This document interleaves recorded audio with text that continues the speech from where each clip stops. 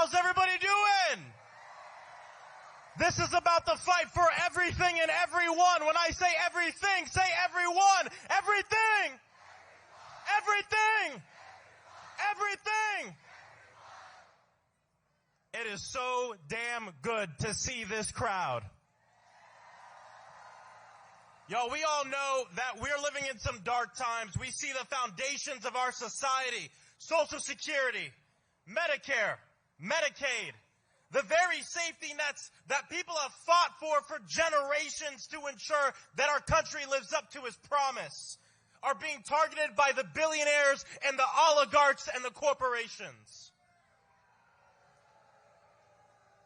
This insidious rise of authoritarianism is fueled by corrupt billionaires and mega corporations who believe that they have the right to control every aspect of our lives. Our healthcare, to our schools, to our thoughts, to our very speech. Under the false banner of patriotism and freedom and a false banner of patriotism. They would have us believe that if we gave them all the control, everything would be great. But breaking news, they've had the control and look at where we're at right now. Massive wealth inequality in this country, where most of our people live paycheck to paycheck. And it isn't a new problem for generations. The billionaires and oligarchs have kept all this wealth and left us with the crumbs. But we say no more. In this moment, we all have a choice to make. As elected officials, we can't live in the world of what we can't do, but we have to live in the world of what we can and must do. I'll tell you, I had some friends come up to me and say, Maxwell, you should think about running for Congress. 4 years ago, I said, hell no, you're crazy. The crazy thing is, I didn't have all the power at the time. I didn't have all the money. I experienced homelessness during my campaign, and as many of you know, even after I was elected, I couldn't find a place to live in D.C. because the housing costs were too high. But the crazier thing is, we won. We didn't have all the power. When we woke up and saw, it was Twitter at this time, when we woke up and saw on Twitter that a black man, George Floyd, had been lynched in broad daylight. We didn't have all the power, but we still took to the streets to say that Black Lives Matter.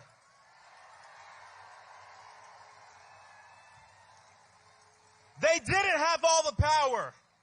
When a gunman walked into Marjorie Stoneman Douglas in Parkland, Florida, and murdered 17 students, children, and teachers. But the students rose up, demanded that we end gun violence, and the world didn't just watch, the world marched to end gun violence. I say this because a lot of times when you don't have all the power that you want, you use all the power that you got. And that's what we have to do in this moment. We need to use everything in our toolbox. We can't afford to brush aside any part of our movement. We need mutual aid. We need protest. We need direct action. We need a legislative strategy. We need to be in the courts litigating because I promise you our opposition are not leaving any tools in their toolbox. They're using everything they have. And it's insane because there is such international solidarity in the right-wing fascist movement. January 6th here, January 8th in Brazil, funded by a lot of the same people and organized by a lot of the same people. But here's the thing.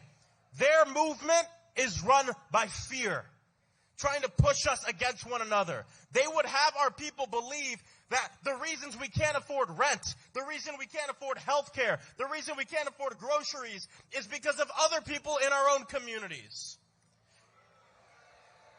Yes, we know that this system is rigged and the status quo doesn't work for Americans, but it's not rigged against the billionaires. It's rigged for the billionaires and for the corporations. They are the ones hoarding so much wealth we can't even imagine what it is. They're the ones cutting essential programs that help working families while giving themselves massive tax breaks that benefits nobody but themselves. They tell us that immigrants are stealing our jobs, but they're the ones shipping jobs overseas and hiring corporate lawyers to go and union bust. They're the ones that are screwing us over on the jobs. They tell us that trans people are a threat to our children, but they're the ones dismantling public education. They're the ones denying the climate crisis. They're the ones poisoning our planet. They're the ones doing nothing about the national public health emergency of gun violence. And they want us to believe that they're the patriots of free speech. But they're the ones kidnapping and disappearing college students across this country that are just fighting for peace to ensure that innocent people don't die. The message is simple, and I've been traveling the country. I went to Michigan with my good friend Senator Chris Murphy to a Republican district, and the message is simple. We're in this situation not because of our neighbors. I promise you, your bank account looks a lot more like your trans neighbors or your immigrant neighbors and nothing like Elon Musk's. In fact, we're all closer to being on the streets than having a bank account that looks like his. How do you think he got to where he's at? I have people who come up to him and say, Maxwell, why would they be stealing? Elon Musk is already the richest person in the world. He has enough money. The question is, how do you think he became the richest person in the world? And, you know, Elon doesn't like me.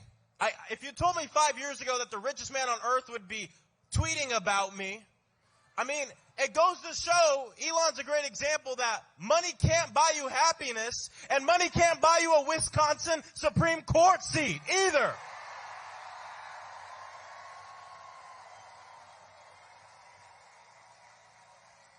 But I'll tell you, our way out of this is not to back down, is not to be silent, and is not to be divided. Throughout human history, authoritarians, they're never satisfied with the power that they have. And so they test the bounds. They push the limits. They break the law. And then they look at the public to see if they're quiet or if they're loud. If we are quiet, if elected officials are quiet, then we are complicit. And we cannot be complicit in the tearing apart of Medicaid, of Social Security, of food stamps, of nutritional assistance, of the things that we fought for and earned.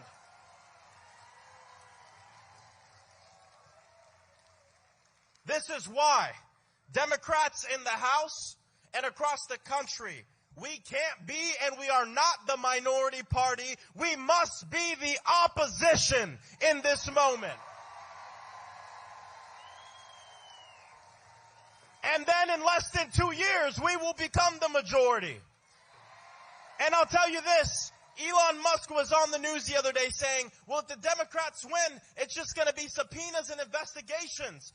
It's the one thing he's right about. You're damn right there's going to be subpoenas. You're damn right there's going to be investigations. Because when you steal from the people, expect the people to rise up at the ballot box and on the streets.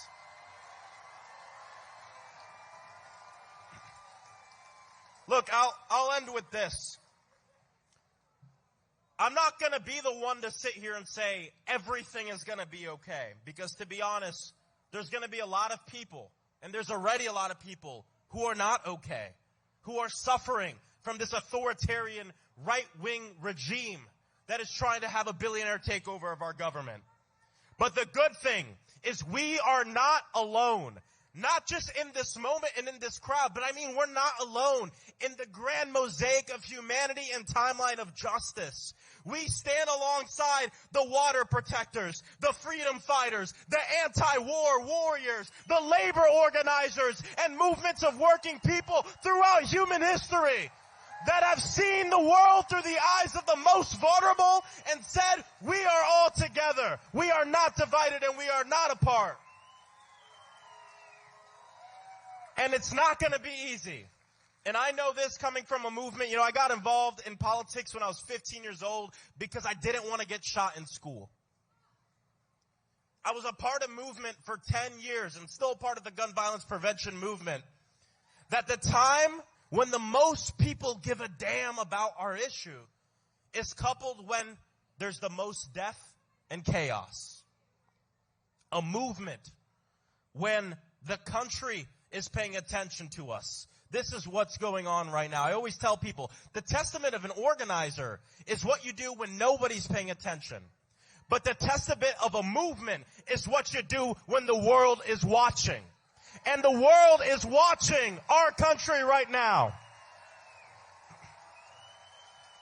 There will be times when we feel discouraged. There will be times where we feel disappointed.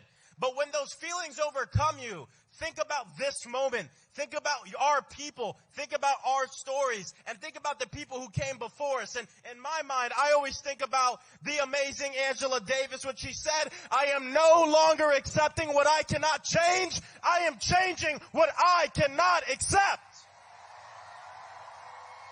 So to the people, can you accept cuts to Social Security? Can you accept cuts to Medicare and Medicaid? Can we accept the rise of right-wing authoritarians in this country? Can we accept them banning the books in our libraries? Can we accept them trying to ethnically cleanse our people from a land? Can we accept kids being mowed down in their schools? Well, it sounds like we have a lot of damn work to do. God bless you all. Let's continue to fight, and we will win. Thank you.